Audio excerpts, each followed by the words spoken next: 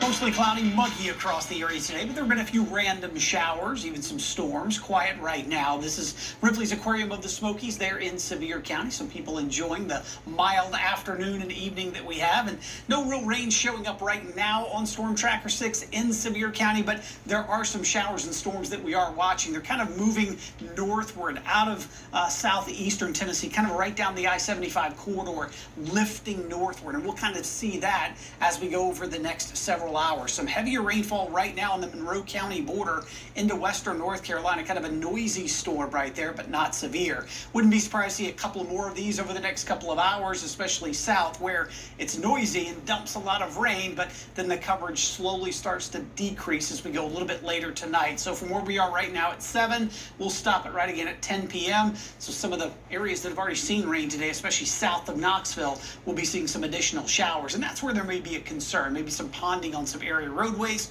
or even some isolated flooding in some low-lying spots. Additional showers even developing towards daybreak tomorrow, as you can see at 7 a.m. And through the day tomorrow, there's kind of an enhanced risk for some flooding from east of Knoxville over into western North Carolina up towards the Tri-Cities. Anybody really has that opportunity, but a little more favored areas to the east. Again, where these showers and storms pop up, additional ones can move over the same spots, producing a lot of rain in a short amount of time. So let's go through the day tomorrow. I mentioned early tomorrow morning, some showers and storms around, but more likely it's going to be from lunchtime on. Once we get the sun up, kind of heats things up like boiling water on the stove. We'll see that right into the afternoon. If you do go to school tomorrow, I think Knox County's out, but some surrounding districts, make sure the kids have a poncho or an umbrella if they're going to be waiting at the bus stop or waiting to be picked up. Things get a little quieter by tomorrow evening, but until this boundary actually passes through, probably just after midnight into early Wednesday morning, can't rule out an additional shower or storm there. Then things dry out. We're kind of hugging that comfortable line really all the way into the weekend, but there is a lot of moisture on tap for tomorrow. That's why I think some locally heavy rainfall is certainly possible. If you are heading over to Nashville, noon Eastern time kickoff, 85 at kickoff, near 90 by the end of the game. It'll be right here on WATE 6 on your side.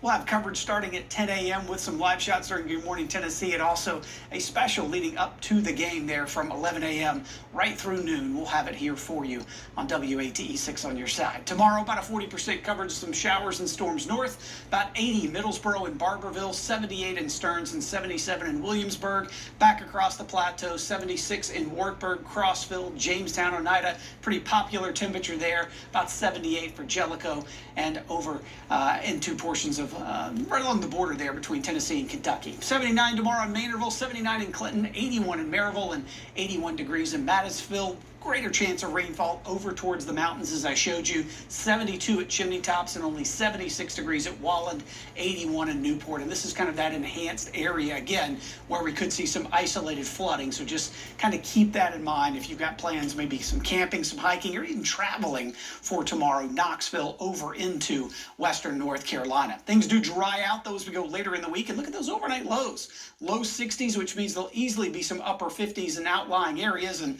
then we start to warm back up, right? The unofficial end of summer, that'll be Labor Day on Monday. We're in the upper 80s there, but, Bo, next week, we're going to see temperatures climbing back into the 90s once again. Maybe not as humid as what we just saw last week, but till mid-September or so, we still going to stay warm. Yeah. It's looking. All right. Typical East Tennessee for you, up and down there. Yeah. All right, Ken, thank you.